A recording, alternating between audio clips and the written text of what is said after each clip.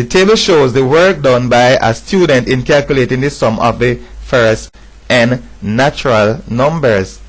Information is missing from some rows of the table. Study the pattern and complete in your answer booklet the rows marked I in 1 in Roman numeral and also 2 in Roman numeral. So let us proceed. The column with either sum, which is this one, contains the sum of the numbers in the column to its right. So where we see sum, we have the sum of the numbers that we have to the right. So then we have 3 is the sum of 1 plus 2, 10 is the sum of 1 plus 2 plus 3 plus 4, and so on. So let us do an investigation. 1 plus 2 is equal to 3. And of course 1 plus 2 plus 3 plus 4 is equal to 10. So we are sure that this is the sum of the ones that we have right there. Our first slot must contain the sum of the numbers from 1 to 6. So this is our first slot. Must contain the sum of the numbers from 1 to 6. Which is, of course, the sum of the numbers from 1 to 6 is equal to 21. So 21 will go right there. And of course, the formula column contains all of the formulae used to calculate the sums. So sum is equal to a half the number in the first column multiplied by 1 plus the number in the first column. So the first column is this one. So we are going to have what? A half of the number in the first column. So a half of 6 and then a half of 1 plus 6 or 6 plus 1. So that's what we're going to have for the formula. So the number in the first column is 6. So we will have a half of 6, 6 plus 1. The number in the first column is n. Here we have it, n, for that particular case. So we'll have a half of n, then n plus 1.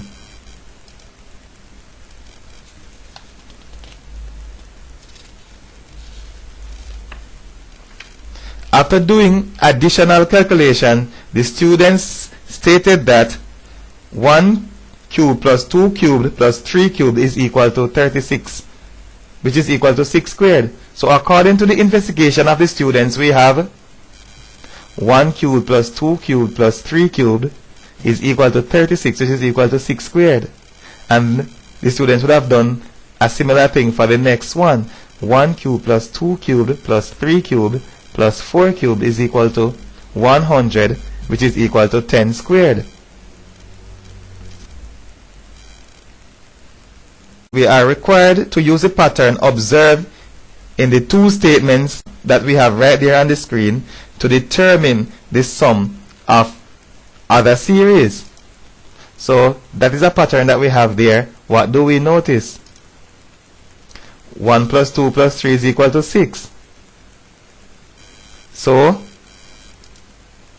the 6 that is squared is equal to the sum of the numbers 1, 2, and 3.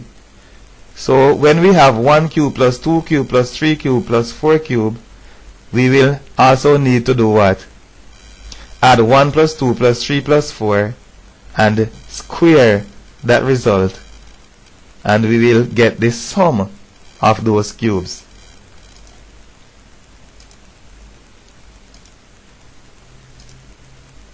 The 10 that is squared, so we have squared 10, is equal to the sum of the numbers 1, 2, 3, and 4.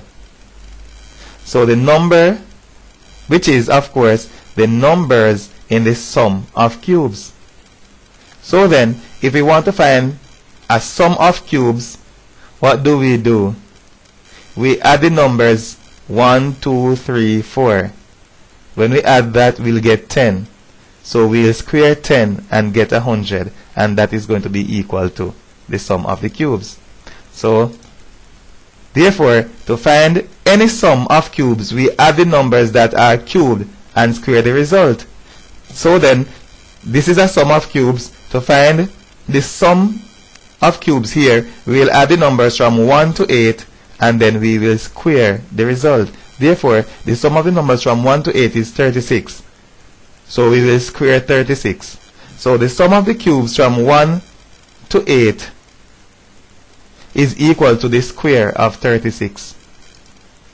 So the sum of the numbers 1 to 8 is given in the table as 36. So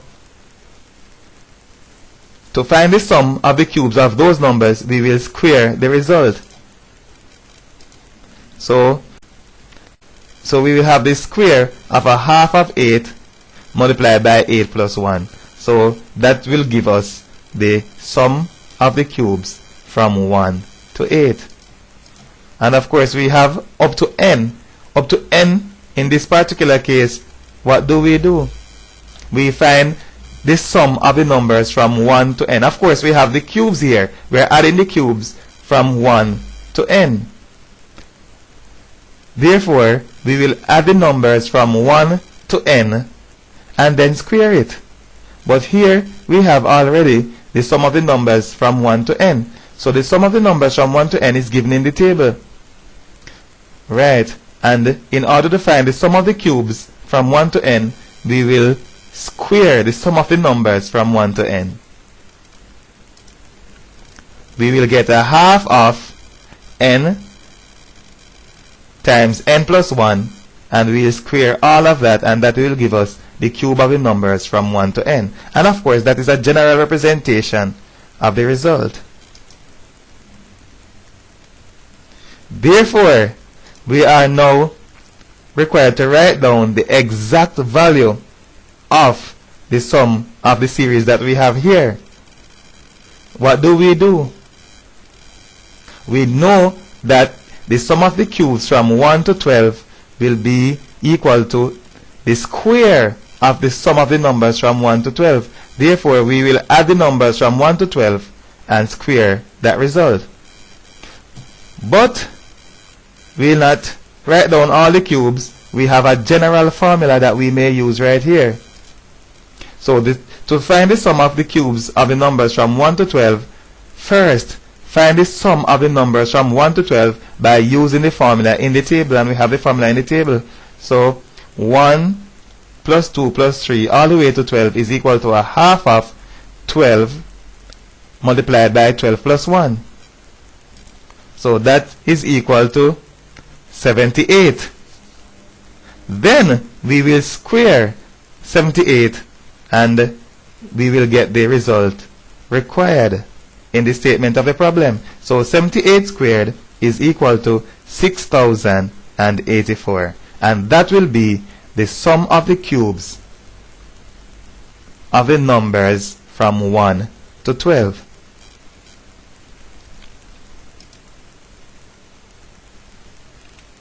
The volume V of a gas varies inversely as the pressure P when the temperature is held constant.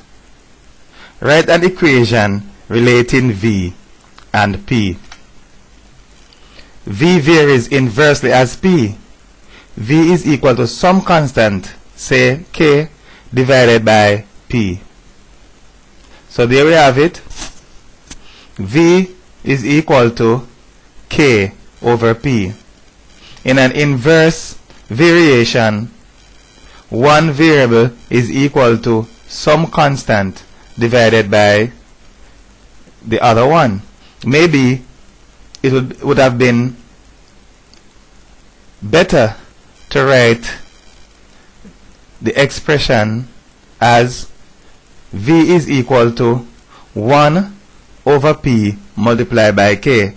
But as a matter of fact, we know that if we have 1 over P multiplied by K, it is the same thing as K over P. And that is how an inverse variation is represented. Now we are given initial values and we are required to determine the value of the constant of variation. Of course, we will be using the initial equation that we have right there, and we are going to use that initial equation in every single step of our calculation. So we are required to determine the constant of variation. V is equal to 12.8 and P is equal to 500. So where we see V, we put 12.8. Where we see P, we put 500. When we simplify, we are dividing by 500 on this side, multiplying both sides by 500. The 500 will be cancelled from the right hand side, and we have 12.8 multiplied by 500 on the left hand side, and that turns out to be K is equal to 6,400. Next, we are required to determine the value of V when P is equal to 480. And of course, we'll be using the same equation, the initial equation that we have, and we know that P is 480, and we cannot forget, well, we should not forget the value of the constant. It will play an important role in any further calculation. So K is 6,400. So we have, substituting, and when we simplify, we have V is equal to 13.33 units. The lengths in centimeters of the sides of a right angle triangle are shown in the diagram. We are required to use Pythagoras theorem in writing in terms of an equation relating the sides of the right angle triangle. And of course, we know Pythagoras theorem. The square on the longest side, which is the hypotenuse, is equal to the sum of the squares of the other side. So we have, according to Pythagoras theorem, the square of the longest side of a right angle triangle, which is the hypotenuse, is equal to the sum of the squares of the other two sides. So we have a plus 1 all squared is equal to this squared plus this squared, and that is what we have right there.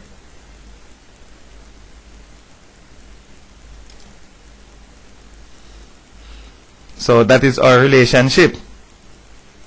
Next, solve the equation for A. So there we have perfect squares. Some students might find themselves in deep waters if they cannot recognize or cannot expand a perfect square. Usually, if students write a plus 1 all squared is equal to a plus 1 multiplied by a plus 1, and they go through the long and lengthy process of expanding the perfect square, they usually end up with the correct thing. But of course, the greater the number of unnecessary steps that you take in an examination, it is the greater the number of unnecessary mistakes that you are likely to make. So do not go through the entire set of steps if you do not need to. Now, some students recognize this, and they therefore try to write down the expansion of the perfect square in one step. By so doing, they neglect the fact that in the expansion of a perfect square, there is a middle term that is equal to 2 times the first multiplied by the second. So they generally just write a squared plus 1, forgetting that we need to have 2 times a times 1, which is 2a. So that is the middle term that needs to be included. That is, of course, sometimes neglected to the detriment of the candidates. Here we have a minus 7 all squared. Some students may put a squared, and they sometimes will put also a negative 49 because they have a negative 7 here. Students need to always remember that when we square a number, the answer is always positive. Whether the number that we square is positive or negative, the answer is always positive. And of course, we need to also have in the expansion of the perfect square a middle term that is equal to 2 times the first times the second. So 2 times a is 2a. We multiply that by a negative 7. So that is equal to a negative 14a.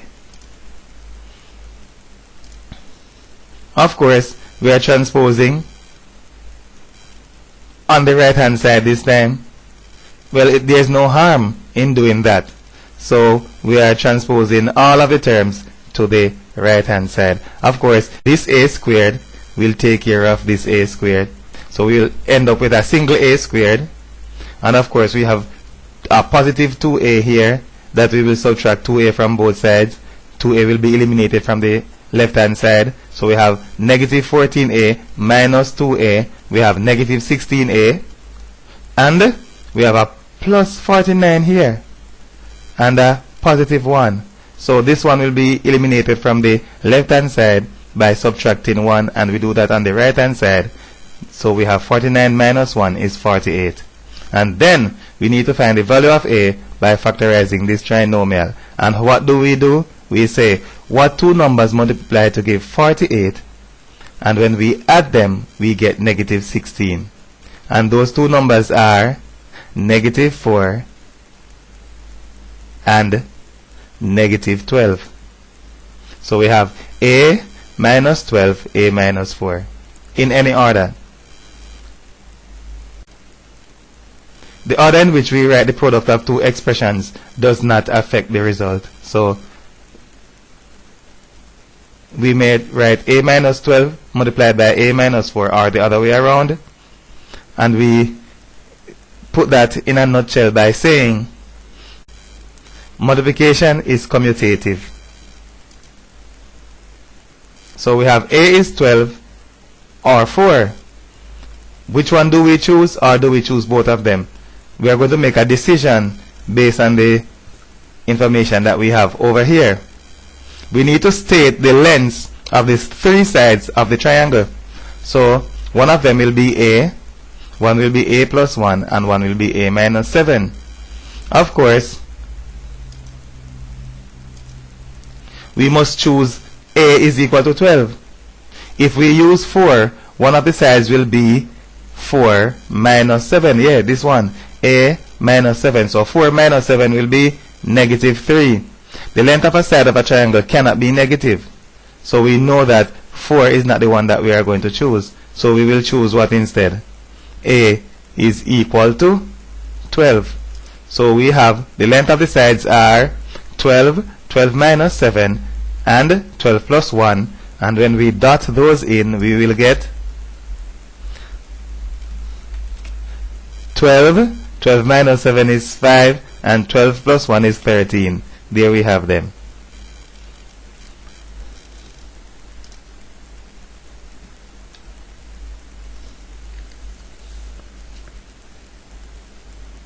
A school buys X balls and Y bats. The total number of balls and bats is no more than 30. No more than 30 means it is going to be about 30 or less than 30. So less than or equal to 30. So the total is less than or equal to 30. So the total is no more than 30. It is therefore less than or equal to 30. X plus Y is the total, and that is less than or equal to 30. The school budget allows no more than $360 to be spent on balls and bats. The cost of a ball is $6 and the cost of a bat is $24. Write an inequality to represent this information. Now, what do we know? The amount of money spent is equal to the cost of the items multiplied by the number of each.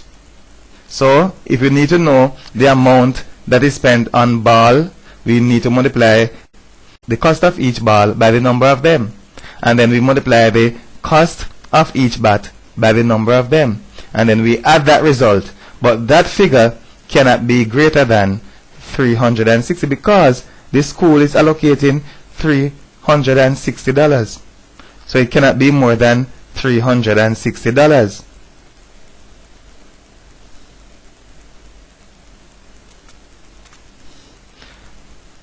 Now we will graph the inequalities. But before we graph the inequalities, we are going to do some calculations in order to determine some points through which the lines will pass. So for the first one, which is x plus y is equal to 30, that is not the inequality but the equation of the line that we are going to use to represent that inequality. So x plus y is equal to 30. So we say x is equal to 0. As a matter of fact, in Richard James Mathematics Resources, we explain that if we are graphing a straight line with the x and y on the left hand side and the constant value on the right hand side, then we may take a special step which is actually very simple in arriving at the 2 points through which the line must pass. As a matter of fact, in graphing a straight line, we only need 2 points. And if the equation is written in that special way, it is quite easy to arrive at the 2 points through which the line will pass. Right? And we are looking at the steps now that we may use to determine those 2 points. So we equate x to 0, and when x is equal to 0, y is equal to 30. And when y is equal to 0, what do we have? X is equal to 30. Because x plus y is equal to 30. So if x is 0, then y must be 30.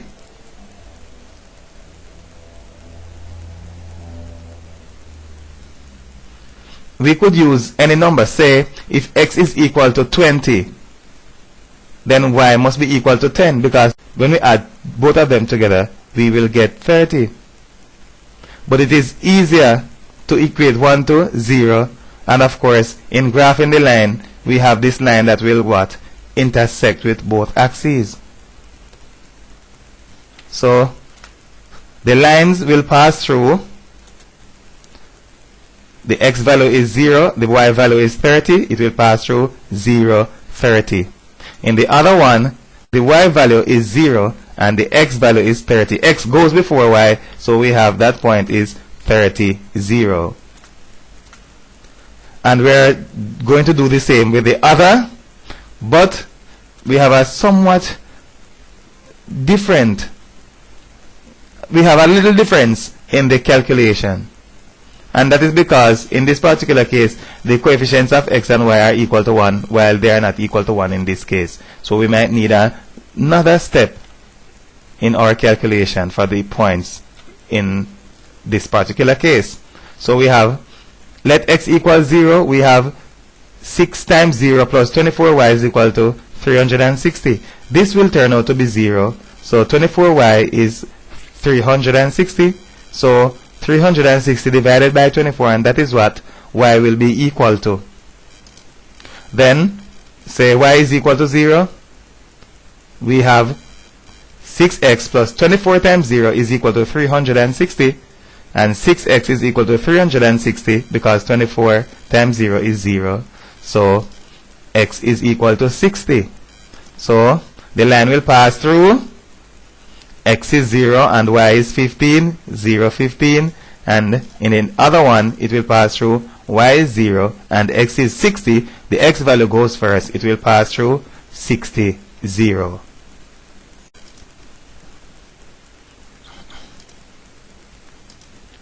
So for the first line, we are going to plot the points 0, 30. So here we are, starting at the origin. 0. No movement in the x direction, so no left or right movement. And 30 for the y, we go vertically upwards like that x. And the other one is 30, 0. So the x value is 30. We go here and we do not move anywhere else because the y value is 0. Then we'll draw the line that passes through those 2 points. The second line passes through the points. Do not forget 0, 15. So x value is 0, y value is 15, just right there. And the other one is 60, 0. We go all the way out here, but no movement for the y. So we'll be right at that point, right there. And the line is going to be drawn like that. We need to shade the region satisfying the inequalities. Trivial inequalities are x is greater than or equal to 0 and y is greater than or equal to 0. those trivial inequalities are included. The x-axis has equation y is equal to 0, and the y-axis has equation x is equal to 0. The region must also be bounded by the axes. Generally, in linear programming, we have to consider trivial inequalities because a typical linear programming problem will make use of tangibles like bats and balls and so on. Therefore, we cannot have a negative number of balls and we cannot have a negative number of bats. So we always have to be under the assumption that x must be greater than or equal to 0 and y must also be greater than or equal to 0. Do not forget the equation of the x-axis is y is equal to 0 and the equation of the y-axis is x is equal to 0. Those are the other two lines that will help to enclose the region. So the region must be bounded by both axes and the two lines that we have right there.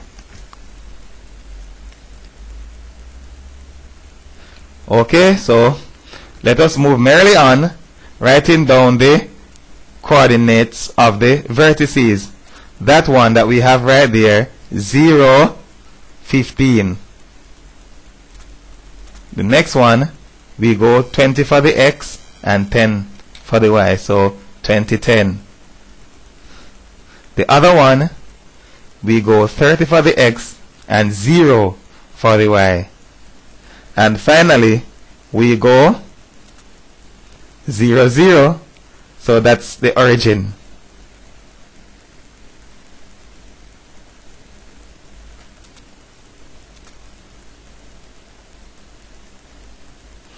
In this particular problem, the objective function is already given.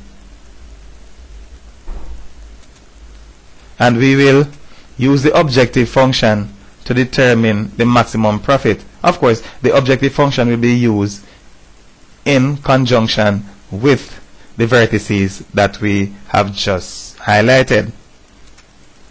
We will use the objective function to determine the profit associated with each coordinate. So that's the objective function, and of course that was already given to us, and we are going to use the coordinates of the vertices that we have right there. One is 0, 15, so we put x is equal to 0 and y is equal to 15 in that objective function, and we have, this turns out to be 0, and 3 times 15 is $45. Then we have another one, 20, 10. So we have x is 20 and we have 3 times 10.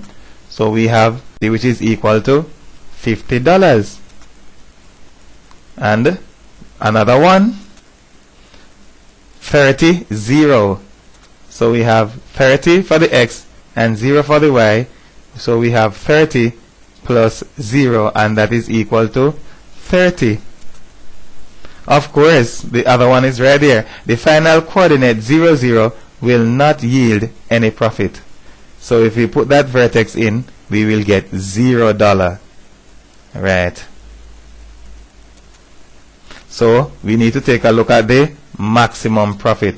The maximum profit is $50, and it is associated with the vertex 20, 10.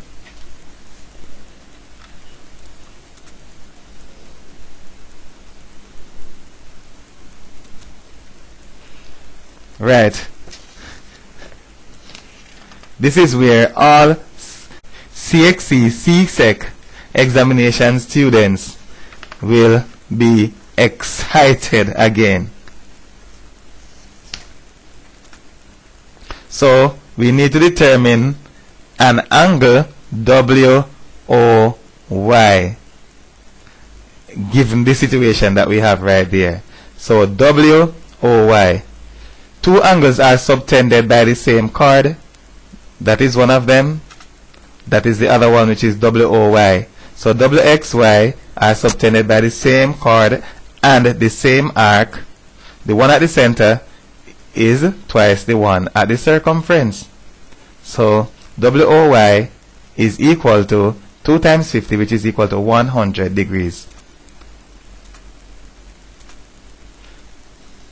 Need to find OWY. OWY, where is that angle? OWY. OWY is an isosceles triangle in which angles OWY and O and OYW are the equal angles. The other angle, which is this one, is already known. So we have an isosceles triangle. Therefore, those two angles are equal. All of the angles must add to give 180. So we subtract 100 degrees from 180 degrees. And of course, we share that equally between the two other angles. And of course, no doubt, OWY will get half of the value that is left, which is 40 degrees.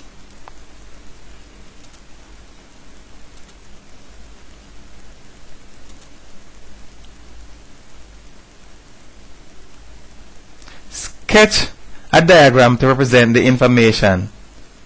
A and B are 3 boys. B is 125 meters due east of A. The bearing of C from B is 190 degrees and CB is equal to 75 meters. B is 125 meters due east of A. And there we have the eastern direction shown, and B is east of A. So B is in a direction of east if we are taking a look at it from A, and that is what we have indicated right there. The bearing 190 degrees, so we need to place a north line at B. The bearing of C from B. So the angle that represents the bearing will be at B. So it is the bearing of C from B. The angle that represents the bearing is at B. We need our north line to be at B. And of course, the bearing is 190 degrees. So the bearing will go in a clockwise direction beginning at north. As a matter of fact, no bearing without north. So the north line has to be there, and we need to go in a clockwise direction beginning at that north line. Right. So the line that goes from B is required to pass through the point of this arrow. So we have the angle, and then we have that line. And of course, C is going to be in that direction from B. CB is 75 meters. Complete the triangle with the line AC. AC may be found by applying the cosine rule. However, we need to find the angle ABC first. So we are about to find AC, but we need to find this angle. The cosine rule is applied when we have two sides that form an angle and the angle that is formed by the two sides. It is applied when we need to find the side opposite to the known angle. So we have a known angle and the two sides that form the angle. The cosine rule is applied in finding the side that is opposite to the angle. So we may use the cosine rule, but we need to find this angle that we have right there. The 3/4 circle demonstrates that the north line at B makes a 3/4 of 360, which is equal to 270 degrees angle with AB.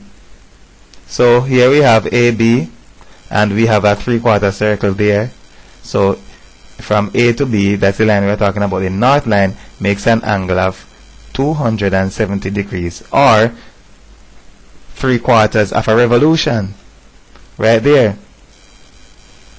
Therefore, of course, we have 190 degrees there. So that angle is the rest of 270. The bearing of C from B is 90 degrees.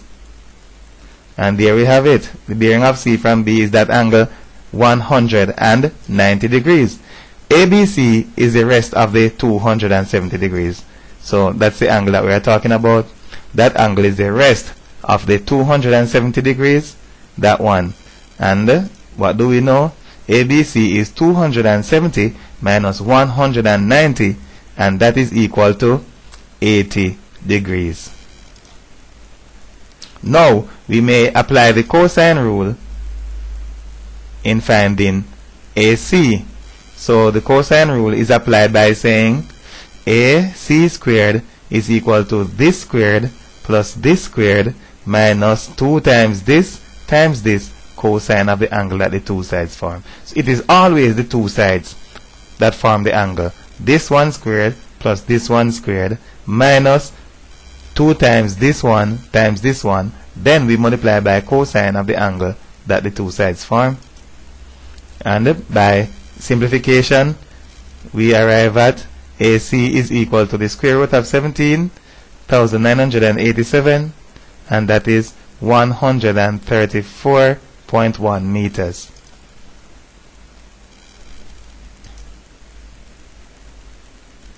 Calculate to the nearest degree the bearing of C from A. So we need the bearing of C from A. So the angle that we need is located at A. The bearing of C from A is the angle that the line AC makes with the north line. Yes, of course. Because we are talking bearings, we must consider north. Therefore, the north line will be located at A because the bearing is taken from A. So there we have the north line. And the angle that we need to find is that one. But can we do that directly? The angle associated with the point A that we can calculate is the angle CAB. So we can calculate CAB. CAB. So we are going to calculate the angle CAB, which is that one that we have indicated right there. The angle lies between the east and south direction. It has to be less than 90 degrees. Of course, we are sure that the angle must be less than 90 degrees because it lies between the east direction and the south. And we know that in this particular case, east and south will be perpendicular to each other, as it is in every other case. So we are sure that east and south are perpendicular to each other. So we are sure that this is less than the angle that is represented by east and south. We are sure that it is less than 90 degrees. So it is safe to use the sine rule in calculating that angle. So how do we know that we may apply the sine rule? If we have a known angle and the side opposite to it, and of course for the angle that we need to find that is unknown, we have the side that is opposite to it, because the sine rule is applicable in situations that we have sides and angles that are opposite to each other. So the rule makes use of sides and angles that are opposite to each other, as I've said before. So we have the angle that is at A.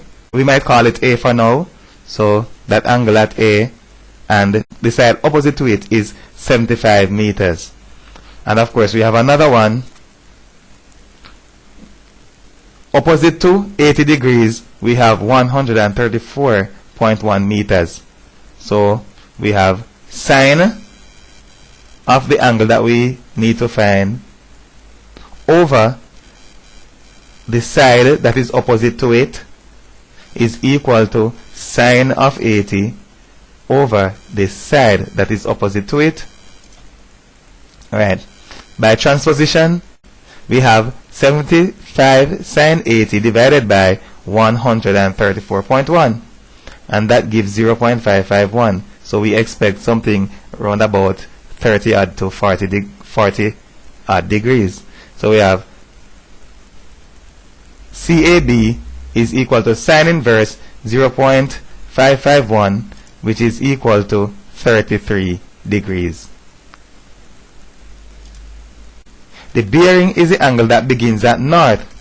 So the bearing will begin at north and go all the way down here. So another 90 degrees should be added to the angle that we have just found, which is CAB, which is 33 degrees.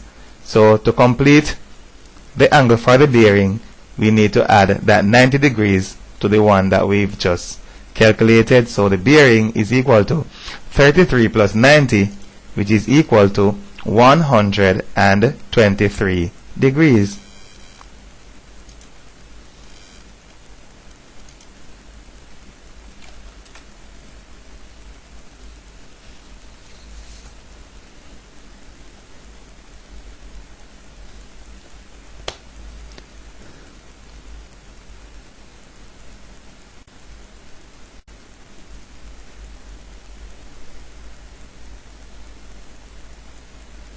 The diagram shows a vertical pole AD and a vertical tower BC that is standing on horizontal ground.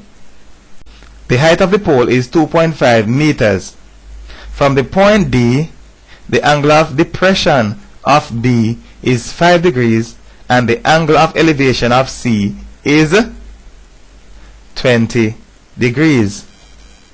So from D, the angle of depression of B, which is the angle that goes down from the horizontal, as we shall label them in a short while, is 5 degrees. And the angle of elevation, that is the one that goes up from the horizontal, is 20 degrees. The height of the pole is 2.5 meters. There we have it. What else is necessary? For D, from D, the angle of depression of B is 5 degrees and the angle of elevation of C is 20 degrees. This means that if an observer is located at D, the angle of depression of B will be 5 degrees and the angle of elevation of C will be 20 degrees. There we have them. The one of depression, the angle of depression is the one that goes down from the horizontal, and the one of elevation is the one that goes up from the horizontal. We will now proceed to find the horizontal distance AB. Triangle ABD is right angled. The angles ABD and BDE are alternate angles. So let us show them. So we have a right angled triangle right here, and of course this is horizontal ground.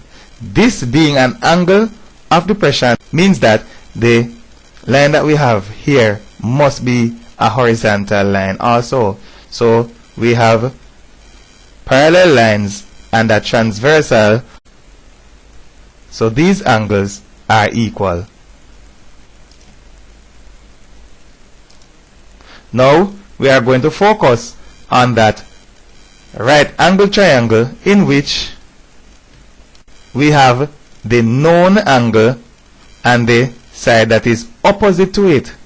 We also need to determine this side, which is the adjacent. So we know the angle and we know the side opposite to it, and we need to find the adjacent. So the trig ratio that makes use of opposite and adjacent is tan, and as a matter of fact the tan trig ratio is the one that is almost always used when we are working with angles of elevation and depression.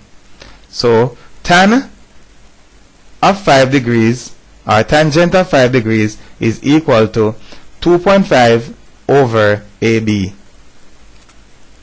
So tan of 5 is equal to 2.5 over AB. Multiply by AB on both sides. AB will be eliminated from this side. We have AB times tan 5 is equal to 2.5. Then finally we will divide both sides by tan of 5. And tan 5 will be eliminated from this side. So AB is equal to 2.5 divided by tan 5, and that is equal to 28.6 meters. As a matter of fact, notice what happens there. The 28.6 meters is placed here also because it is going to be necessary in finding the next dimension that we are going to be investigating. We need BC, and what is known? BE is already known. So let's say that again. We need BC, and BE is already known. So if we can find CE, which is this one, we can find the entire thing.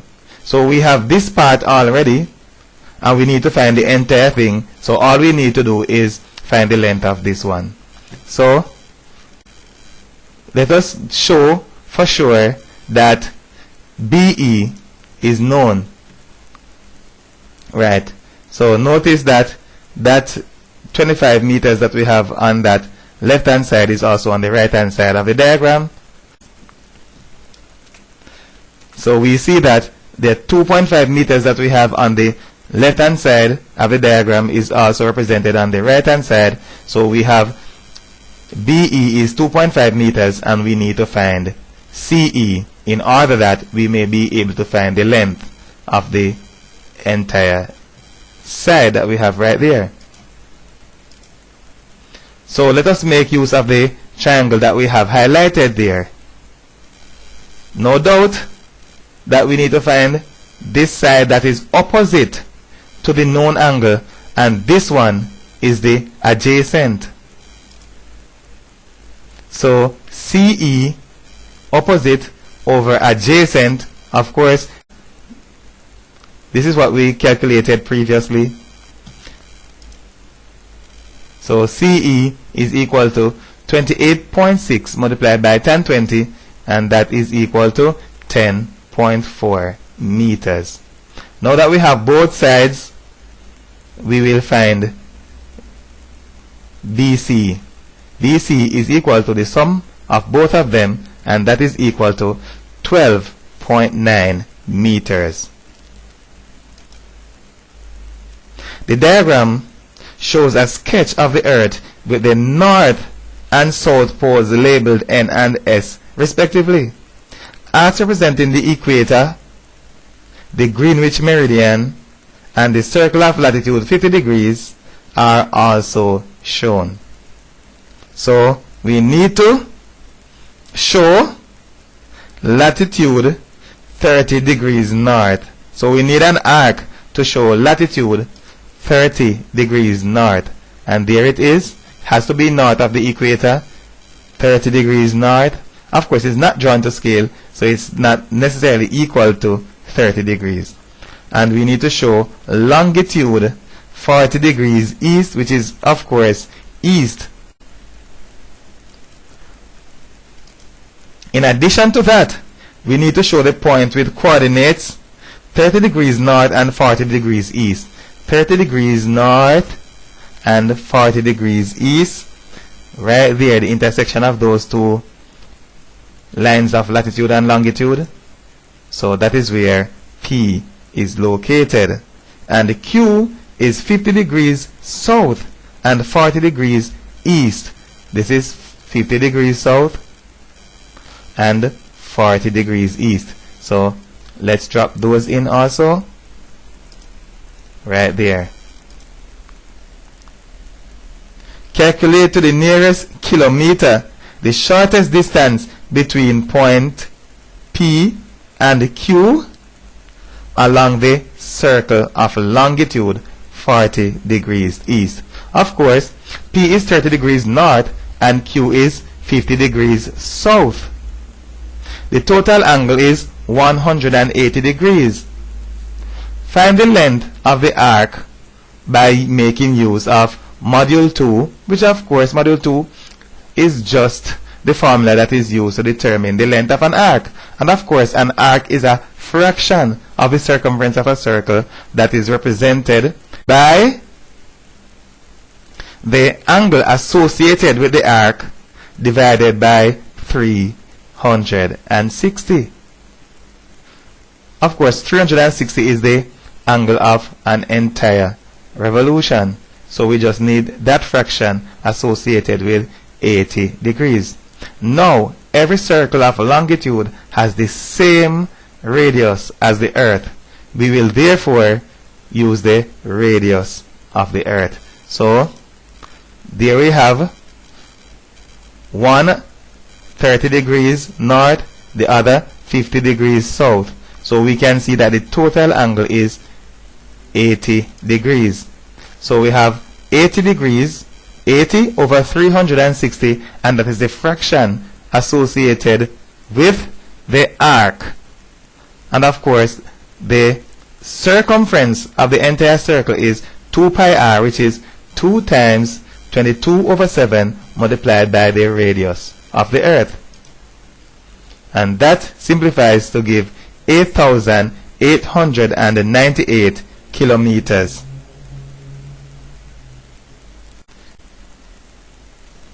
Next, find the circumference of the circle of latitude 50 degrees south. And of course, to find the circumference of the radius of a circle of latitude, we make use of module 1. So module 1 will give us a representation of the radius of the circle of latitude.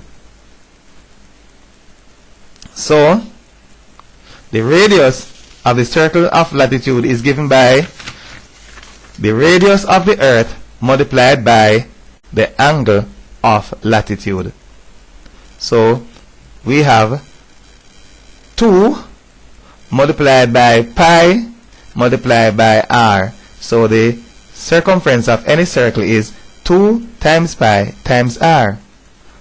But why do we have this expression for the radius? Because the radius of the circle of latitude is equal to the radius of the circle of the Earth multiplied by the cosine of the angle of latitude.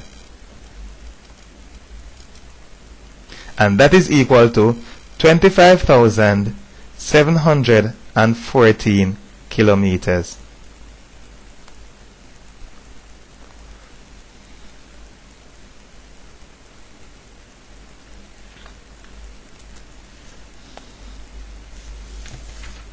In triangle ABC, as we have it there, not drawn to scale, P and Q are the midpoints of AB and AC, respectively.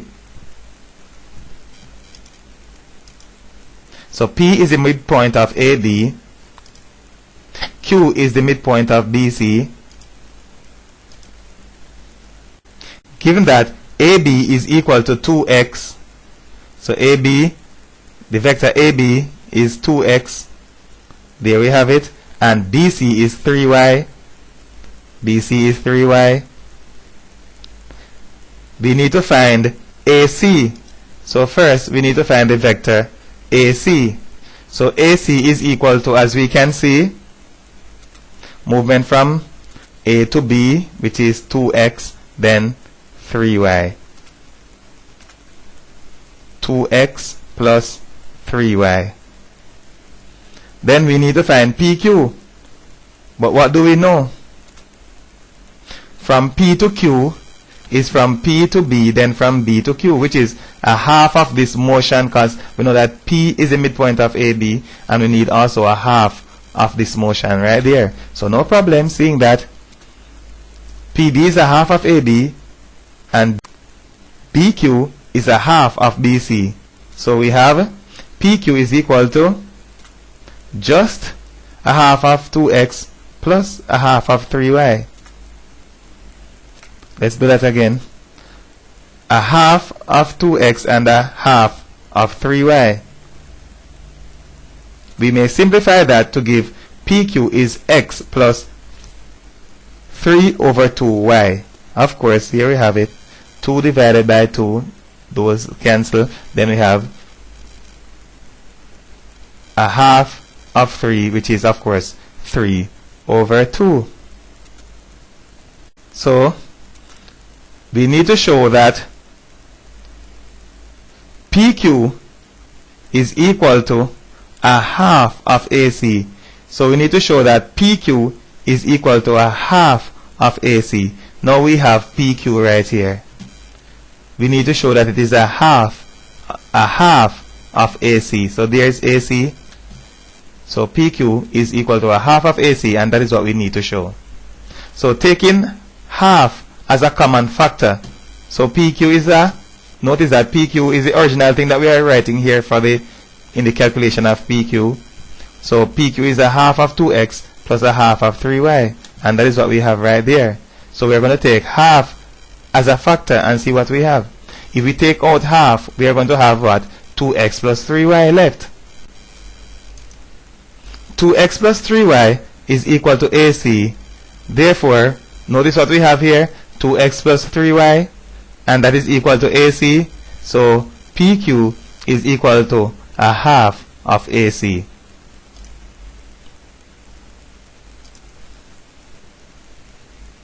There we have some vectors, and we need to find the vector RT. And the vector RT is going to be found by using the triangular law. So RT is equal to OT minus OR, which is 5, negative 2, that's OT, minus OR, which is 3, 4. So we have 2, negative 6. Then we find the vector SR. SR is equal to OR minus OS, and of course we have OR right there minus OS, and that is 3 minus negative 1, that is 4, and 4 minus 6, that's negative 2, 4, negative 2. Now the point F is such that RF is equal to FT. Use a vector method to determine the position vector of F. So RF is equal to FT, and we are going to use the triangular law again. So OF we do not know. F, let us call that vector OF AB, and do not forget that RF is equal to FT. So RF is equal to FT. So design a vector equation involving the two sides, and of course the two sides we mean this side of the equation and this one. So RF is OF minus OR. So that's what we have here. OF is this one, as we can see, minus OR, and then of course FT is OT minus OF. Of course, notice that we have a negative here. We're going to have it added on the other side. So we have AB plus AB, and of course this one that we are subtracting on this side, of course, will be added on the other side.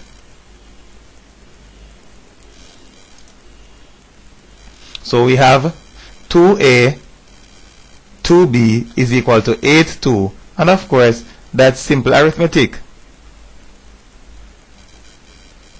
A is equal to 8 divided by 2, which is 4, and B is equal to 2 divided by 2, and that is equal to 1. But we are required to state the coordinates of F. So OF is 4 1, so the coordinates of F will be written F 4 1.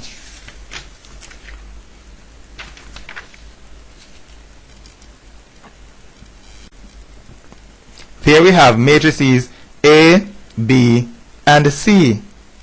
Given that AB is equal to C, calculate the values of X and Y. So AB, let us work out AB. We have this row to multiply this column, then this row to multiply this column. So we have this, so 2 1 plus 1y, that's what we have there, and then 2x plus 1 negative 2.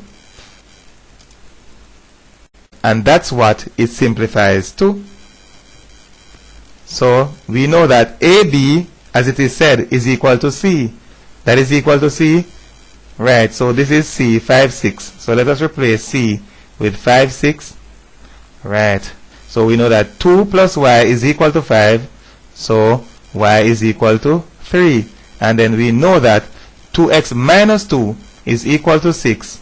So we have 2x minus 2 is equal to 6. 2x is equal to 4.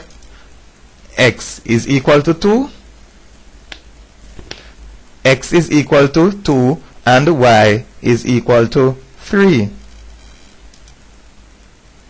We have a matrix R equal 2, negative 1, 1, 3, and we need to show that R is non-singular.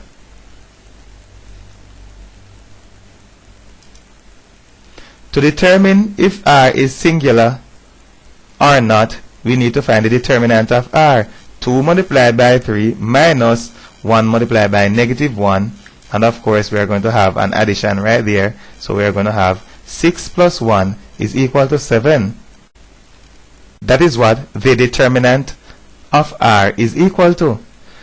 Because the determinant of R is not equal to 0, we are sure that R is non-singular. That means it has an inverse, and we will not be surprised if they ask us to determine the inverse of R. And as a matter of fact, that is what we are required to do in the very next step.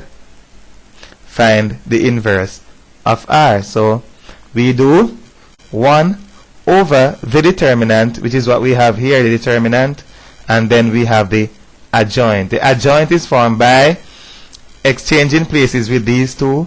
So 2, 3, so we have 3, 2, and changing the signs of these two. And that is what R inverse is. Of course, we may multiply each one of the values inside the matrix by 1 over 7, and the result is as we have it right there. Next, we need to show that the product of R and its inverse is equal to the identity matrix.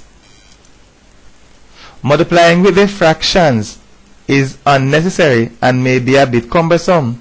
The fraction will be taken out as a factor and reused at the end. So if we are going to multiply R by R inverse, notice that we have these fractions right here, and as I generally say in my classes, we have the horrible fractions. Of course, we don't have to multiply R by R inverse, as R inverse is right here. With the fractions, we may resort to this one. We may revert to this one and use it. Then at the end, we make use of a fraction. So let's do that. So take the 1/7 outside and multiply those. So of course, the upper multiplied by the left, the answer goes to the upper left. So we have 2, 3, negative 1 goes right there. Then we have the upper times the right, the answer goes to the upper right. So we have 2 with 1 and negative 1 with 2 right there. Then here we have the lower multiplied by the left, the answer goes to the lower left. So we have 1, 3, 3, negative 1, and finally the lower with the right, the answer goes to the lower right, and we have 1 times 1 and 3 times 2. There it is. So of course this matrix simplifies to be 7007, and we have 1/7 right there. So how easy it is to make use of the fraction at the end. So we have 1001, and we have shown that the product of a matrix R and its inverse is the identity, and that is true for all matrices that have inverses. The product of a matrix and its inverse is equal to the identity for every matrix. Using a matrix method, solve the pair of simultaneous equations that we have. We have the simultaneous equations right there. and we are going to solve that. So we have write the equations in matrix form. That is what we have. And multiplying both sides by the inverse of the 2 by 2 matrix. There we have it. And if we backtrack a little bit, try to memorize this 2, negative 1, 1, 3. 2, negative 1, 1, 3 is the very same matrix that we are working with right there. So it's a matrix whose inverse we already know. So we are going to take that matrix, which is this one, and we are going to multiply by the inverse of this matrix on this side in order to eliminate this matrix. And of course, what we do to one side, we have to do it to the other side. So we need to multiply the right hand side also by the inverse of this matrix, which is of course this. So notice that we have this same thing as we have on the left hand side, only that we have introduced the inverse of the matrix. And of course the right hand side is also the same, with the exception of the fact that we also introduce the inverse of the matrix. On the left hand side we have the product of a matrix and its inverse, and we showed just a few slides ago that this will result in the identity. The identity multiplied by the column matrix results in the column matrix. So the left hand side will have only the matrix xy, and of course we will have to battle with the inverse of the matrix on the right hand side. Simplifying, we have 3 times 0, 1 times 7. Of course, quickly, 3 times 0 is 0. So the only thing that we'll have there is 7. And here we have negative 1 with 0. That's another 0. So we'll have 2 times 7. That's 14.